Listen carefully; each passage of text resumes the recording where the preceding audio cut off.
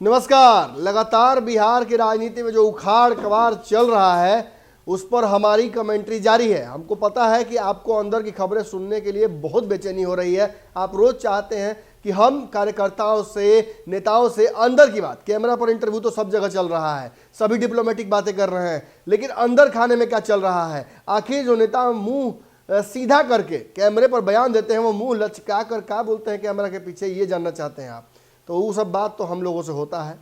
आपको कल हमने बताया था कि उत्तर प्रदेश के समीकरण पर अंतिम फैसला आज आ सकता है, वो आ गया।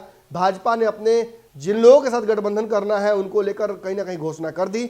जेपी नड्डा ने यह भी स्पष्ट कर दिया कि किन सीटों पर चुनाव लड़ने की कैसी तैयारी चल रही है। इसके साथ ही कहीं ना कहीं एक और बात स्पष्ट हो गई कि जदयू और वीआईपी के लिए मांझी जी की बात भी नहीं करेंगे, उत्तर प्रदेश में कोई गुंजाइश नहीं है। लेकिन जहां जदयू अपने प्रत्याशियों को लेकर आज शाम तक फैसला कर लेगी, वहीं मुकेश सहनी ने भी दनादन उत्तर प्रदेश में अपने खिलाड़ियों को उतारना शुरू कर दिया है। कल 25 खिलाड़ियों के साथ उन्होंने शुरुआत कर दी है और अभी जो भीड़ उनके कार्यालय या उनके आवास पर लगी हुई है पटना में, ये साबित कर रही है कि बहुत जल्दी सारा का सारा फैसला वो कर लेंगे।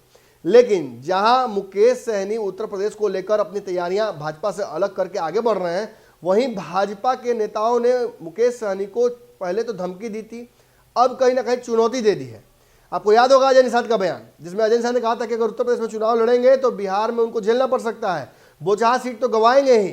साथ ही साथ जो एमएलसी की उनकी अपनी कार्यकाल है, जिसमें मात्र अब 170 दिन बच गए हैं, 160 दिन, 100 के आसपास बचा हुआ है, वो उनसे छीन ली जाएगी। यानी उसके बाद दोबारा अगर वो एमएलसी बनने जाएंगे तो भाजपा सपोर्ट नहीं करेगी और 6 महीने बाद वो मंत्री भी नहीं रह पाएंगे।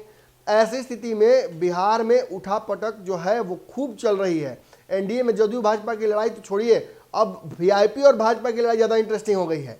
लेकिन इन सब के बीच मुकेश सहनी से जब पूछा गया उत्तर प्रदेश के बारे में कि आखिर उत्तर प्रदेश में किन के साथ गठबंधन करना चाहेंगे, क्योंकि अब भाजपा तो साथ है नहीं, तो ऐसी स्थिति में वो किसके साथ जाएंगे, तो ऐसे में उन्होंने बयान जो दिया था वो बड़ा इंटरेस्टिंग था।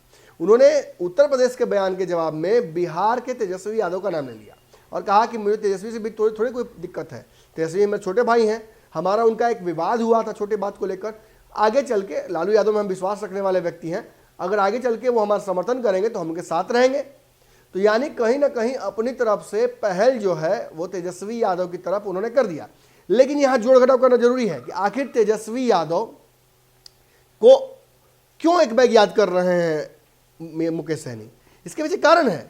कुछ दिनों पहले तेजस्वी यादव की पार्टी ने नीतीश कुमार को ऑफर दिया था।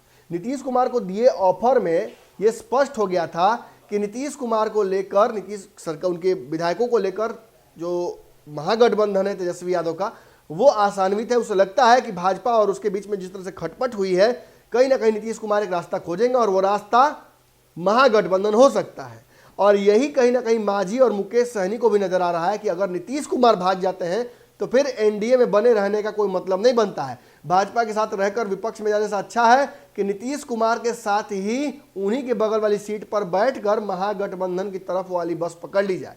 लेकिन देखिए, जहां एक तरफ भाजपा और वीआईपी की लड़ाई की वजह से उत्तर प्रदेश में कठिनाइयां होंगी, वहीं एनडीए में भी बवाल होना तय है।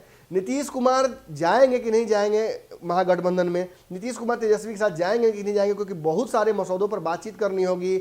वहाँ शर्तें रखी गई हैं कि तेजस्वी यादव को अगर मानना होगा मुख्यमंत्री तभी जाकर नीतीश को वहाँ न्योता है।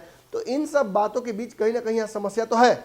लेकिन जो समीकरण है सरकार गिराने का, उसमें मांझी और मुकेश सहनी बहुत महत्वपूर्ण भूमिका में है, क्योंकि कंफर्टेबल मेजोरिटी नहीं है। ऐसी स्थिति में मांझी और मुकेश सहनी दोनों एक दूसरे से पर काफ़ी डिपेंडेंट है। आपको याद भी होगा कि मांझी और मुकेश सहनी हर 1 महीने बाद मुलाकात आपस में करते हैं। इन मुलाकातों के बाद खबरें सामने आती हैं कि भाजपा पर दोनों मिलकर दबाव बनाने जा रहे हैं। ऐसे में खबर यह आ रही है कि अगर महागठबंधन की तरफ भगदड़ की स्थिति बनती है, नीतीश कुमार कोई भी बड़ा फैसला लेते हैं, तो महागठबंधन में एक नहीं 2 दलों के, ज्यादा दलों का भी कहीं ना कहीं इजाफा हो सकता है। लेकिन 2 दल तो बिल्कुल तय है। वीआईपी ने स्पष्ट कर दिया है कि वो नीतीश कुमार के साथ जातिगत जनगणना पर भी है, विशेष राज्य के दर्जे पर भी है, और एमएलसी चुनाव को, सीटों को बंटवारे को लेकर भी साथ खड़ी है। यानी वीआईपी नीतीश कुमार के साथ महागठबंधन में जाएगी अगर नीतीश कोई बड़ा फैसला करते हैं। ऐसे में आपको पता ही है कि मांझी जी क्या करेंगे। मांझी जी जो दबाव बनाए हुए हैं फिलहाल भाजपा पर, वो आप अच्छे से जानते हैं। मांझी जी ने यही स्पष्ट कर दिया है कि वो एनडीए में सहयोगी बनकर नहीं आए हैं, बल्कि नीतीश कुमार के एलआई के तौर पे आए हैं। ऐसे में क्या जोड़ घटा होता है वो तो आने वाले वक्त में समझ में आएगा, लेकिन एक बात तो तय है कि अगर एनडीए से दलों का भगदड़ शुरू होता है तो एक से ज्यादा दल महागठबंधन का रुख कर सकते हैं। अगर ये वीडियो पसंद आई और वह बिहार के राजनीति और बिहारियत से सरोकार रखेनी तो सब्सक्राइब बटन दबा के चैनल के सब्सक्राइब कर ली। ओजे एगो घंटी बा, ओकरा बटन दबा देला से कुल सटीक और मारक खबर रुआ मुफ्त में मिल जाई।